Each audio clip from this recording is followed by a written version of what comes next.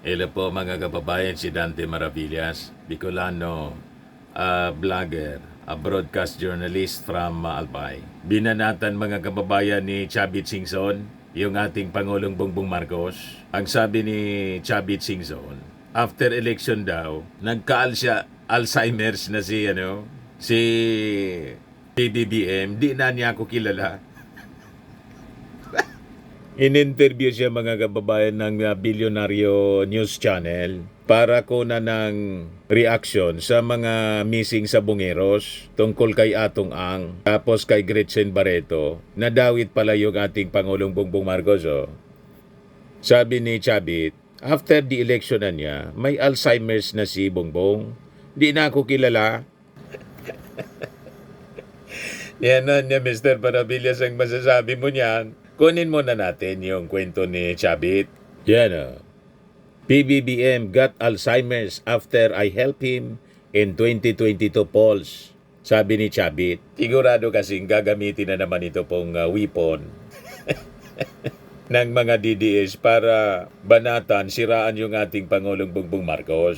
Sasabihin na talaga niyang walang utang na loob yan. Tinulungan na niya ng dating ng mga Duterte na ipalibing yung bangkay ng kanyang tatay. Pagkatapos, away na ngayon. Ang nang-away po kayo. Ngayon, kung ano yung motibo ni Chavit Singson sa pagsabing after the May 2022 election, nagka-Alzheimer's yung ating Pangulo, malamang may ibang rason si Chavit. At si Chavit, kilala naman natin po kung ano yung hanap buhay. Kahit man po ako siguro, pag ako ang naging presidente, iiwas ako kasi baka madamay siya. O diba? Lalo nung panahon, siyempre kilalang kilala siya ng ating Pangulo. Hindi man talaga nagka-Alzheimer's. During the election, gusto niyang tumulong sa ating Pangulo, alangan man mag-refuse yung ating Pangulo, gusto niyang tumulong. Pero kung tutulong siya at may ibang intensyon, tulad ng panahon ni Erap, na nagkaaway sila. Ayun. Pero nagkasundo na sila ngayon ni Erap Estrada. Pero si Erap, na-impeach dahil sa kanya. Kaya matalino yung ating Pangulong Bongbong Marcos. After na laging kasama si Chavit during the campaign. Pero after the election, nanalo na yung ating Pangulo, hindi na nga natin nakikita si Chavit nakadikit ng ating Pangulo. Talagang intention siguro, mga kababayan, na umiwas. Baka kasi may hinging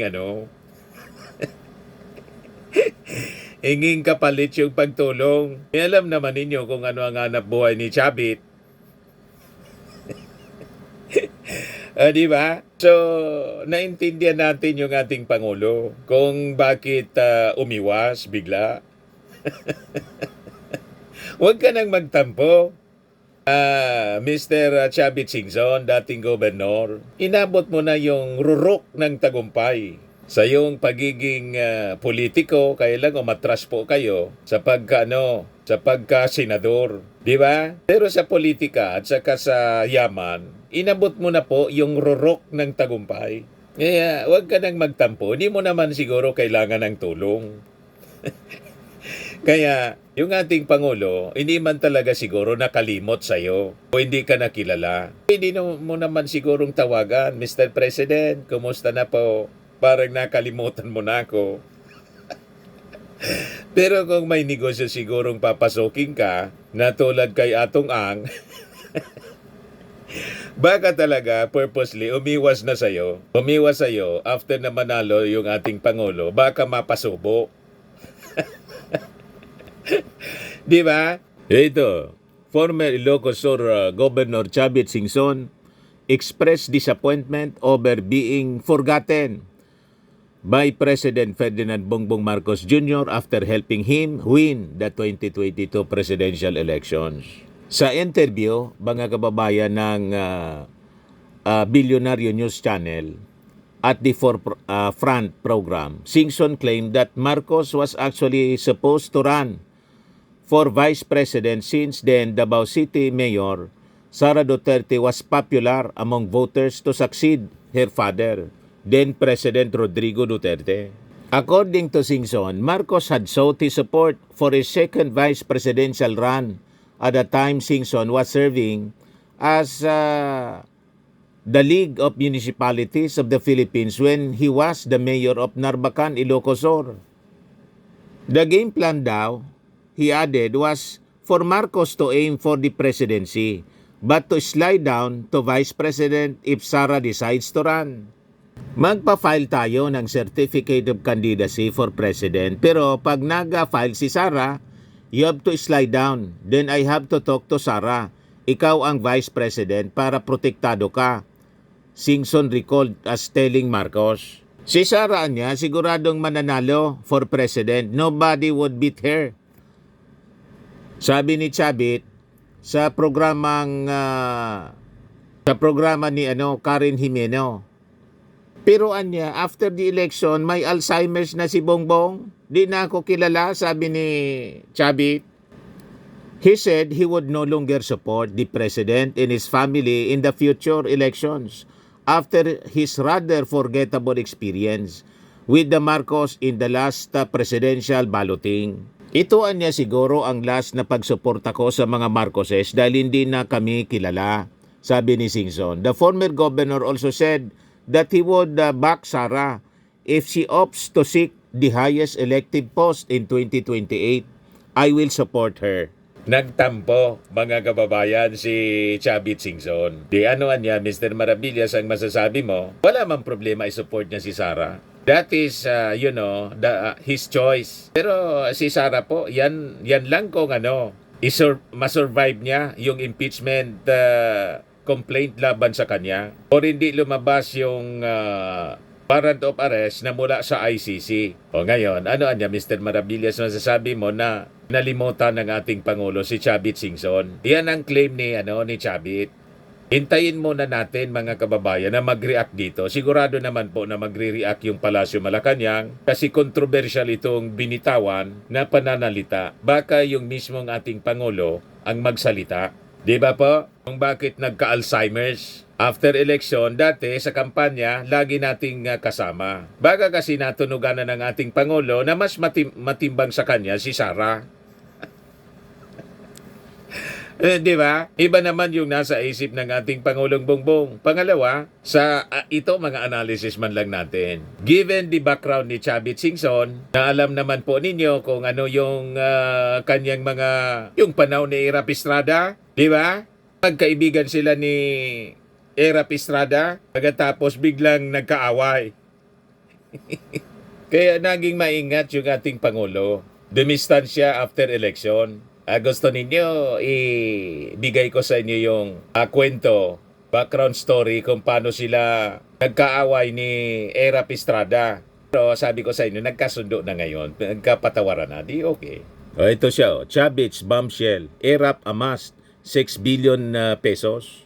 Yan ousted President Joseph Estrada had amassed 6 billion pesos. 60 billion pesos, not 4.2 billion. 60 billion pala po. Mali yung basa ko kanina. Report ito ng Philippine Star noong October 11, 2004. So hindi 4.2 billion during his almost 3 years in office. Sabi ni Ilocos Sur Governor Luis Chavit Singson. Sa kanyang statement, the prosecution star witness said it was unbelievable for Estrada to have accumulated such wealth when he was in government.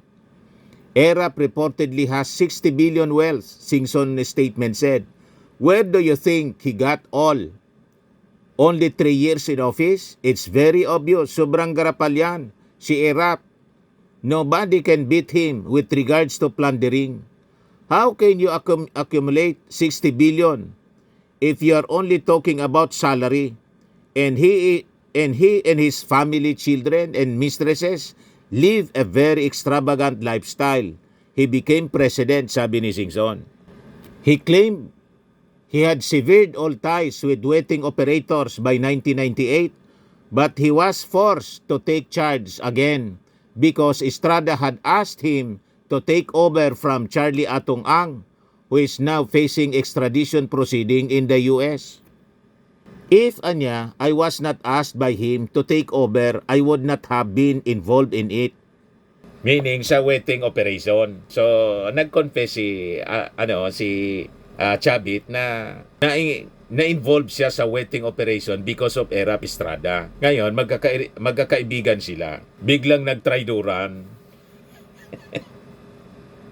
O, di ba? Ang claim ni Chavit, gusto siyang ipapatay ni Erap Estrada. So niya, Mr. Maravillas, ang ibig mong sabihin sa kwentong yan, may relasyon sa claim ngayon ni Chavit na nagka-Alzheimer's na after na manalo sa eleksyon ang ating Pangulo. Nag-iingat siguro na maging close uli sila, yung ating Pangulong Bongbong Marcos, kasi may reputasyon si Chavit Singson na ganun sa nangyari kay Erap Estrada na magkakaibigan sila pagkatapos nagtraiduran. Diba? Naging mortal na magkaaway. Although ngayon, nagkasundo na uli. Pero siyempre, pag ganun po, mahirap na. Kaya possibly, ito analysis ko man lang, because of that reputation ni Chavit Singson, pag hindi niya nagustuhan yung mga kung ano-ano na bagay-bagay, ayun, magiging mortal enemy na. Kaya, before pa na umabot sa ganon, umiwas na agad yung ating Pangulong Bongbong Marcos right after the election. Hindi ko na nga nakikita talaga na sabi ko nga, bakit? Ano nangyari? Si Chavit laging kasama sa kampanya noon. Maybe because of the unity team na mas close siya sa mga Duterte. Lalo pa ngayon, mga kababayan, na inaway na ng mga Duterte yung ating Pangulong Bongbong Marcos, talagang iiwas. That is normal. At understandable, maintindihan ng ating mga mamamayang Filipino. Kasi ang gusto ng ating Pangulo, maayos yung ating bansa. Pagkatapos, ma-associate pa siya sa mga makukulay ang buhay ng mga personalities. Di ba? Yun possibly. Kung hindi ako nagkakamali sa aking mga pagtingin, mga analysis po. Sabi ng mga nag-react dito, si Maritzo Eduardo Habiliana, pag tumulong, huwag nang maghanap ng kapalit. God bless you all. God bless us all po. Sabi ni Odrade Odrobas, si Manong Chavit, isa sa mahusay na humawak ng manok yan, panderby. Sabi ni Sita Galicia Alsola, do not expect something in return when you help others. Sabi ni Elias Rande, Sir, huwag ka nang magtampo, darating ang araw, masusuklian din ang ginawa mong tama at mabuti sa iyong kapwa. In a right time, God bless you, Sir. Sabi ni William Reyes, o nga naman, di naman kailangan ni Gob Chavit ng material na bagay. Yon maalala lang, sapat na. Sabi ni Shi, hindi yan tulong kung naghanap ka ng kapalit. Sabi ni Waray Vlog, o ano naman, kailangan mo sugal?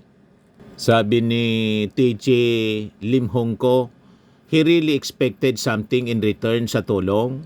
Sabi ni Lorna Estrada, kung tumulong kayo, okay yun, pero kung ang pagtulong ay may kapalit na panunumbat, hindi ito bukal sa puso, ito ay may hinihinging kapalit. At kung atensyon naman, tingnan naman ninyo ang presidente, sobrang subsub sa trabaho. Matuwa na lang sana yung mga taong tumulong sa kanya nung eleksyon kasi nagtatrabaho ng tapat sa bansa natin. Sana ganyan ang isipin ng mga tumulong kay PBBM noong nagdaang eleksyon. Sabi ni Eric Cadete, gambling lang yan. Sabi ni Paul Lasa, dapat kung sincere ang tulong mo, especially if for the country, wala kang ini-expect na in return, trapo ka talaga. O ngayon, sa pronouncement mga kababayan ni Chavit Singson na hindi na daw siya tutulong pa sa sinumang Marcos. At pag tumakbo si Sara sa pagka-presidente, si Sara yung kanyang iboboto. Alam na ninyo kung ano ang intensyon ni Chavit pag ganyan po. Di ba? Balik yung dati, mga kababayan, noong panahon ng kanyang tatay. Alam naman ninyo kung ano yung namayagpag. Di ba? But anyway, hintayin na lang natin mga kababayan kung ano yung magiging reaksyon ng Palasyo Malacanang dito sa naging statement na nagka-Alzheimer's na yung ating Pangulo. Hindi na daw siya kilala, sabi ni Chavit Singson. Sa mga naghanap ng malinis and spacious fitness gym, pumunta lang po kayo sa aming Colossal Fitness Gym. We also offer Grab Car Rental with our brand new 2023 model ng Toyota Innova. We also accept booking for those who are planning to travel via PAL, Cebu Pacific, and other airline companies, local and international, and bills payment for Meralco Bills, PLDT, Aleco Bills, etc. Ang Colossal Fitness Gym is located at 3rd floor Security Bank Building, Lanco Business Park, Legazpi City, Albay. For inquiries, look for Chilon Maravillas. Contact number 0966-802-0949. Yan yung aming Innova. Lagi na pong matao sa amin. Pati mga foreigners po, tingnan ninyo, mga British tourists sila. Ang lalaki ng katawan na, mga kababayan, nag-gym sa amin. Ito naman po, Indian National. Ito mga mga European sila. Ito naman yung bago naming product na binibenta online, iGlow Serum. Whitening po siya galing sa South Korea. Tingnan ninyo yung epekto sa aking anak na architect entrepreneur, Riz Maravillas. For inquiries, look for Riz Maravillas on FB. Ito naman po, Firmax Firming and Lifting Cream. Mainam po siya sa mga pains at paninigas na mga kaso-kasuan. Ito po, Automax Radiant Serum. Sa mukha naman yung application. Anti-aging po siya. You will look 10 years younger than your age. Ito naman po yung bago naming product na binibenta online. I am Worldwide Amazing Pure Organic Barley Powdered Drink Mix from Australia. Endorsed by Maritoni Fernandez, isang cancer survivor. Ang mga health benefits niya po, boost immunity, improves digestion, enhance energy levels, packed with antioxidants, prevent cancer. Sa mga inquiries ninyo po, dumiretso na lang kayo sa aking anak, sa messenger niya, Riz Maravillas. Sa mga mahilig naman po sa mga imported bags and wallets, kontakin na lang po ninyo si Ma'am Eileen Rosales, Eileen Closet po, sa kanyang page. Naka-base po siya sa Amerika.